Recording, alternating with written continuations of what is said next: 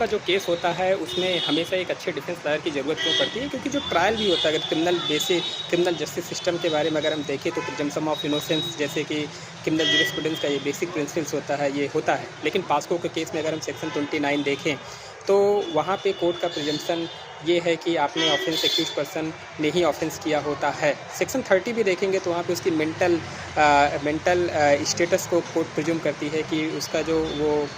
Accused person उस offence को करने के लिए उसकी वो मेंटली वो पर्सन उसका जो इंटेंशन था एक्ट करने के लिए वो एक्यूज्ड पर्सन मतलब विक्टिम के साथ उसका इंटेंशन गलत था, ऐसा कोर्ट प्रिज्यूम करती है सेक्शन 29 और सेक्शन 30 में। सेक्शन 29 को अगर हम देखेंगे तो उसमें यही चीज़ बताया गया कि अगर कोई पर्सन जो एक्यूज्ड है अगर उसने कोई ऑफेंस कमिट किया या फिर अबिट किया या फिर अटेम्प्ट किया तो कोर्ट ये प्रिज्यूम करके चलेगी कि ऑफेंस चाहे सेक्शन 3 के ऑफेंसेस हो गए, सेक्शन 4, 5, 6,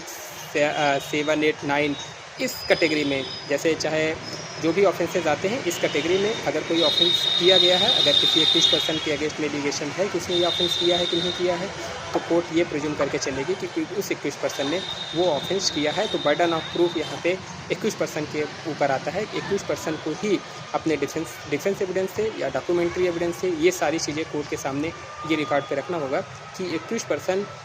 ने ये ऑफेंस नहीं किया है, नहीं तो कोर्ट पहले से ही प्रिज्यूम करके बैठी है कि एक्यूज्ड पर्सन ने ही ऑफेंस किया है। तो डिफेंस में हमेशा जो सीखने समझने वाली बात है कि पास्को के केसेस में हमेशा आपको एक अच्छा डिफेंस तैयार करना चाहिए। ज़्यादातर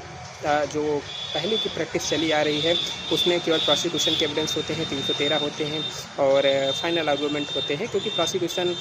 का केस है तो प्रोसिक्यूशन अपने केस को beyond the reasonable doubt prove कर पाता है तो ही कोर्ट उसको कन्विक्शन देती है। लेकिन पास्को के केसेस में ऐसा नहीं होता है। पास्को के केसेस में डेफिनेटली आपको डिफेंस की तरफ देखना चाहिए। अगर कोई इनमिटी है जिसके कारण से ये आपके अगेंस्ट में झूठा एलिगेशन लगाया गया तो डेफिनेटली आपको ये चीज़ें ओरल टेस्टमनी से और डॉक्यूमेंट्री एविडेंस से आपको ये सारी चीज़ें कोर्ट के रिकॉर्ड पे लाना ज़रूरी होता है। और इवन दैट आपको रिटन आर्गूमेंट भी अपने आर्गूमेंट के बाद आपको रिटन आर्गूमेंट भी आपको